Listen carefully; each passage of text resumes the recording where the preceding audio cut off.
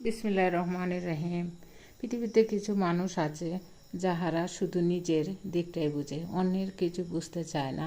আমরা একটি সমাজে বসবাস করি, তাই কিছু সামাজিক নিয়মকানুন অবশ্যই মেনে চলা উচিত।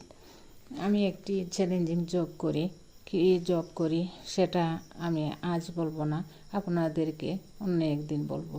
তবে এটাই বলতে চাই, কিছু মানুষ আছে নিজের স্বার্থ ছাড়া কিছুই বুঝতে চায় না। প্রতিটা দপ্তর বা ইউনিট যাই বলেন না কেন, তার একটি নিয়ম থাকে, কিন্তু সেসব নিয়ম তাদেরকে কিছুতেই বোঝানো যায় না।